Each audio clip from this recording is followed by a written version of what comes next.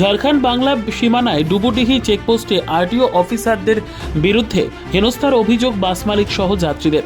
প্রায়শই আরটিও আধিকারিকদের বিরুদ্ধে বিভিন্নভাবে গাড়ি চালকদের হেনস্থা করার অভিযোগ উঠে আসে।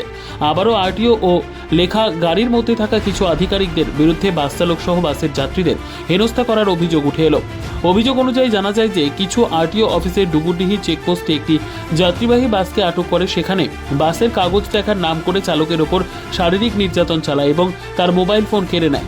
যাত্রীদের অভিযোগ অনুযায়ী ওই সরকারি অফিসাররা বাসটিকে দীর্ঘ সময় ধরে আটক করে রাখে। তারপর তারা চালকের সাথে দুর্ব্যবহার করে এবং যাত্রীদেরকেও হয়রানি করে। এর ফলে বাসে থাকা যাত্রীদের মধ্যে চরম ক্ষোভ দেখা যায়। স্থানীয় সূত্রে জানা গিয়েছে অফিসারদের এই আচরণ যাত্রীদের ভ্রমণে চরম বিঘ্ন ঘটিয়েছে। বাসের মধ্যে থাকা ছোট শিশু, মহিলা, প্রবীণ যাত্রীরা এই ঘটনার জন্য ভীষণ অসুবিধার সম্মুখীন হয়েছেন। এরপরে এই ঘটনার প্রতিবাদে আসানসোল বাস স্ট্যান্ডে যাত্রীরা বিক্ষোভ দেখান। তারা আরটিও অফিসারদের এই অমানবিক আচরণকে অন্যায় বলে দাবি করেছেন।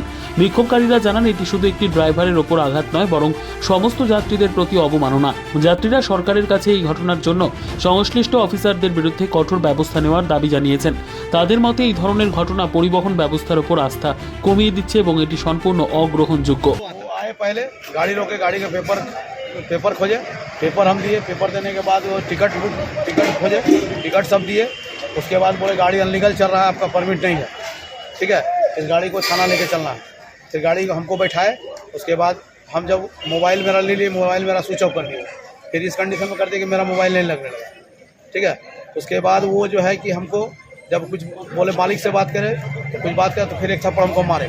फिर गाड़ी रोके तो गाड़ी आगे जो वहाँ रुक गया, पैसेंजर वो जाने नहीं लगा।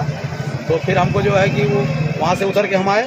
आने के बाद जो है कि वो जब पब्लिक हंगामा किया तो फिर गाड़ी छोड़ दी।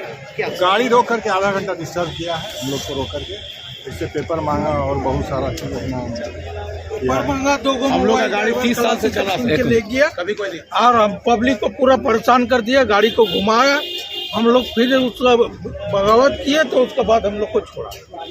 हम लोग आगे जाम था, उसके कारण से हम लोग साइड में गाड़ी लिए।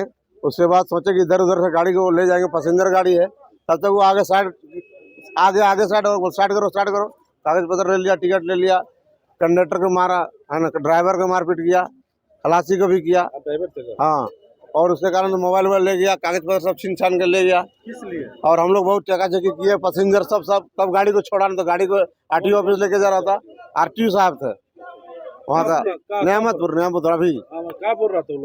वो बोल रहा था कि जो गाड़ी को साइड करो, ले चलो, गाड़ी को घुमाओ और ले चलो नियामतपुर थाना, वहाँ पे लगाएंगे। हमने पैसेंजर को भी ले जाइएगा, उन लोगों को रखने का व्यवस्था है, पैसेंजर को उन लोग को पहुँचा के आते हैं। उसके बाद जहाँ रखना है रखिए। আমাদের মন্ত্রী মাননীয় মোলাঘাটকে আমরা জানাবো, আর যে ভুল করেছে এমবিআই তার উপরে লিগালি অ্যাকশনের জন্য আমরা কিন্তু প্রস্তুত হচ্ছি, আর আমরা অভিযোগ জানাচ্ছি। আমরা অবিলম্বে সাসপেন্ড চাইছি যে এভাবে যাত্রী এবং ড্রাইভারদের যেভাবে মানে হ্যাকেল করেছে। কারণ হচ্ছে এখানে মাটি মানুষ সরকার আছে, আমাদের নেত্রী হচ্ছে মমতা বন্দ্যোপাধ্যায়, সাধারণ মানুষের স্বার্থে কাজ করে।